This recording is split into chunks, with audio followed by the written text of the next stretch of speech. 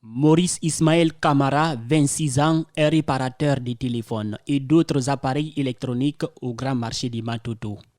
Diplômé de l'École nationale des arts et métiers de Koléa dans la commune de Matam il y a 3 ans, Maurice s'est spécialisé en électricité industrielle pour embrasser le monde de la technologie. Dans son atelier, le jeune travaille avec des moyens rudimentaires. Pour réparer un téléphone, il faut des outils de travail. Par exemple, c'est ça l'alcool. C'est ça qui sert à nettoyer les téléphones. Par exemple, si le téléphone est sale, c'est avec ça qu'on nettoie.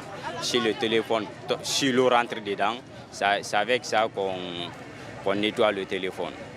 Donc ça aussi, c'est tournevis. C'est ça qui sert à desserrer les téléphones.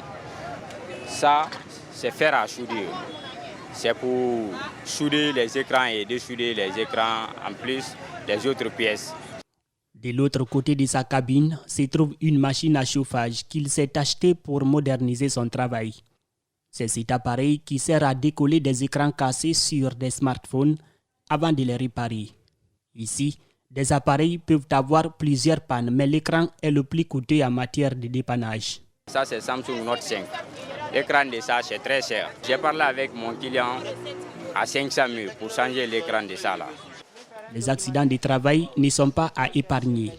Ces jours-là, le téléphone d'un client tombe avec le jeune réparateur et son écran est abîmé.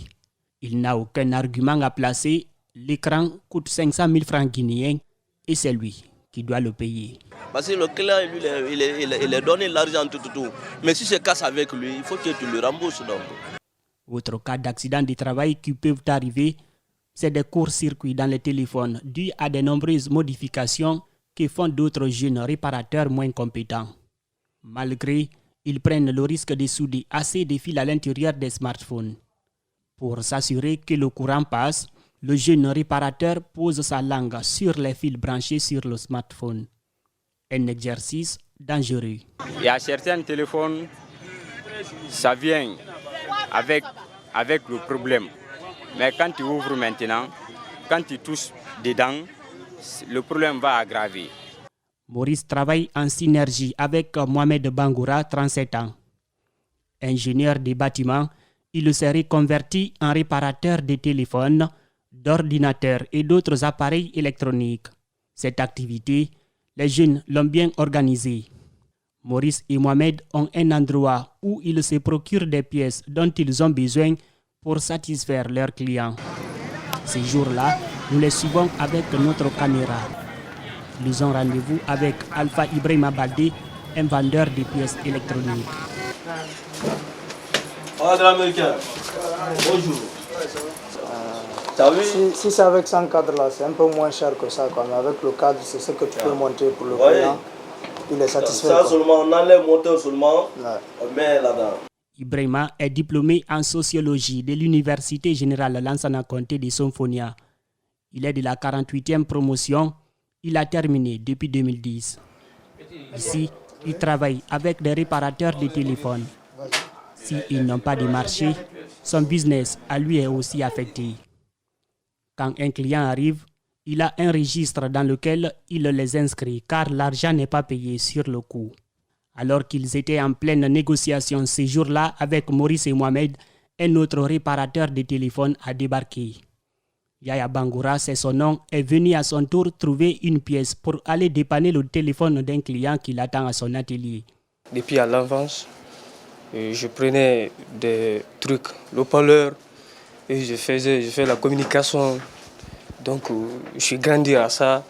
Maintenant, j'ai vu que ouais, la technologie, oui. Donc, je l'aimais depuis. Après l'achat de la pièce, les 3 réparateurs de téléphone doivent se retourner à l'atelier pour aller la monter avant de venir payer. Mais attention, la pièce ne doit jamais être abîmée. Si je juge nécessaire que c'est quand ils viennent avec l'argent, ça ne va pas être facile. Prenez le risque de Voilà. Oui, je leur donne la confiance. Dans ces ateliers, sans doute, la garantie du constructeur n'y est plus une fois le téléphone ouvert et dépanné avec des moyens rudimentaires. Les jeunes réparateurs en sont bien conscients. On peut ouvrir un téléphone qui s'allume. et on trouve que on ouvre le téléphone, on ferme, on referme, on voit que le téléphone ne s'allume plus. L'activité est génératrice de revenus pour ses pratiquants. Je suis père de 4 enfants. Donc tous mes enfants là, ils sont à l'école primaire, l'école privée. Donc je paye l'école, je paye mon loyer. Donc c'est dans ça là, je fais tout ça là. Elle arrange aussi des clients en majorité pauvres qui n'ont pas assez de moyens financiers pour se trouver un autre smartphone une fois qu'ils ont abîmé ce dont ils ont mis du temps à trouver. Nous n'avons pas tous les moyens d'acheter un nouveau téléphone dès que ça se gâte. Avec les conditions dans lesquelles nous nous trouvons, c'est pas facile. L'activité a besoin d'être valorisée selon les réparateurs de téléphones.